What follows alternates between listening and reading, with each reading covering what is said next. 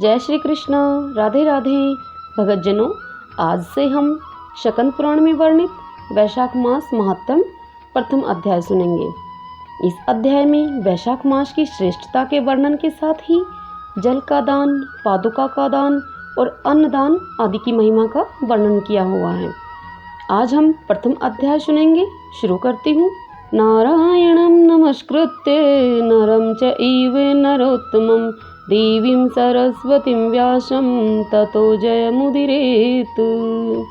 भगवान नारायण, नरश्रेष्ठ, नर, देवी सरस्वती तथा महर्षि वेदव्यास को नमस्कार करके भगवान की विजय कथा से परिपूर्ण इतिहास पुराण आदि का पाठ करना चाहिए। सूत जी कहते हैं, राजा अम्बरीश ने परम मिष्टि ब्रह्मा के पुत्र देवऋषि नारद से पुण्य में वैशाख मास का महात्म इस प्रकार पूछा। हे ब्राह्मण, मैंने आपसे सभी मासों का महात्म्य सुना है। उस समय आपने यह कहा था कि सब महीनों में वैशाख मास श्रेष्ठ है। इसलिए यह बताने की कृपा करें कि वैशाख मास क्यों भगवान विष्णु को प्रिय है और उस समय कौन कौन से धर्म भगवान विष्णु के लिए प्रतिकारक हैं। तब नारद जी ने कहा, वैशाख मास को ब्रह्मा जी ने सब मासों में उत्तम सिद्ध किया है। वह माता की भांति सभी जीवों को सदा अभीष्ट वस्तु प्रदान करने वाला है। धर्म, यज्ञ, क्रिया और तपस्या का सार है। संपूर्ण देवताओं के द्वारा पूजित है।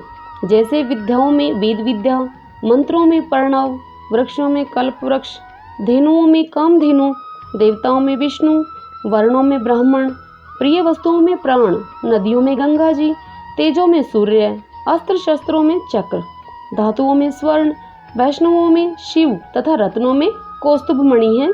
उसी प्रकार धर्म के साधनभूत महीनों में वैशाख मास सबसे उत्तम है। संसार में इसके समान भगवान विष्णु को प्रसन्न करने वाला कोई दूसरा मास नहीं है। जो वैशाख मास में सूर्योदय से पहले स्नान करता है, उससे भगवान विष्णु निरंतर प्रीति करते हैं। पाप तभी तक गरजते हैं जब तक जीव वैशाख मास में प्रातःकाल जल में स्नान नहीं करता है। हे राजन, वैशाख मास के महीने में सब तीर्थ आदि देवता तीर्थ के अतिरिक्त बाहर के जल में भी सदैव स्थित रहते हैं। भगवान विष्णु की आज्ञा से मनुष्यों का कल्याण करने के लिए वे सूर्योदय से लेकर 6 दंड के भीतर तक वहाँ मौजूद रहते हैं। वैशाख के समान कोई मास नहीं है। सतयुग के समान कोई युग नहीं है। वेद के समान कोई शास्त्र नहीं है और गंगा जी के समान कोई तीर्थ भी नहीं है। जल के समान कोई दान नहीं है। खेती के समान कोई धन नहीं है और जीवन से बढ़कर कोई भी लाभ नहीं है। उपवास के समान कोई तप नहीं। दान से बढ़कर कोई भी सुख नहीं। दया के समान कोई धर्म नहीं और धर्म के समान कोई मित्र नहीं है। सत्य के समान कोई यश नहीं। आरोग्य के समान उन्नति नहीं। भगवान विष्णु से बढ़कर कोई रक्षक नहीं और वैशाख मास के समान संसार में कोई भी पवित्र मास नहीं है। ऐसा विद्वान पुरुषों का मत है। वैशाख श्रेष्ठ मास है और शेषशाही भगवान विष्णु को सदा प्रिय है। सब दानों से जो पुण्य होता है और सब तीर्थों से जो फल मिलता है, उसी को मनुष्य वैशाख मास में केवल जल दान करके प्राप्त कर लेता है। जो जलदान में असमर्थ है, ऐसे ऐश्वर्य की अभिलाषा रखने वाले पुरुष को उचित है कि वह दूसरों को प्रबोध करे, अर्थात जागृत करे, दूसरे को जलदान का महत्व समझाए। यह सब दानों से बढ़कर हितकारी है। जो मनुष्य वैशाख में सड़क पर यात्रियों के लिए प्याऊ लगवाता है और वह विष्णुलोक में प्रतिष्ठित होता है। ऐसा करने से नृपश्रेष्ठ, हे राजन, प्रपादान अर्थात प्याऊ देवताओं, पितरों तथा ऋषियों को अत्यंत प्रीति देने वाली है। जिसने प्याऊ लगाकर रास्ते के थके मांदे मनुष्यों को संतुष्ट किया है, उसने ब्रह्मा, विष्णु और शिव आदि देवताओं को संतुष्ट कर लिया है। हे राजन, वैशाख मास में जल की इच्छा रखने वालों को जल, छाया चाहने वाले को छाता और पंखे की इच्छा रखने वाले को पंखा देना चाहिए। हे राजेंद्र, जो प्यास से पीड़ित महात्मा पुरुष के लिए शीतल जल प्रदान करता है, वह उतने ही मात्र से 10,000 राजस्वीय यज्ञों का फल पाता है। धूप और परिश्रम से पीड़ित ब्राह्मणों को जो पंखा डुलाकर हवा करता है, वह उतने ही मात्र से निष्पाप होकर भगवान का पार्षद हो जाता है।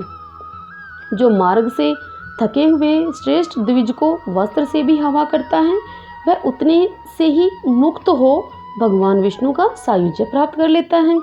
जो शुद्ध चित्त से ताड़का पंखा देता है वह सब पापों का नाश करके ब्रह्मालोक को जाता है।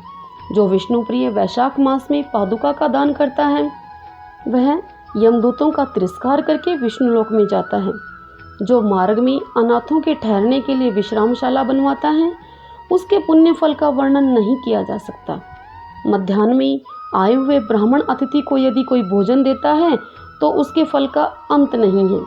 हे राजन, अन्नदान मनुष्यों को तत्काल तृप्त करने वाला है, इसलिए संसार में अन्न के समान कोई दूसरा दान नहीं है। जो मनुष्य मार्ग के थके हुए ब्राह्मण के लिए आश्रय देता है उसके पुण्य फल का वर्णन किया ही नहीं जा सकता।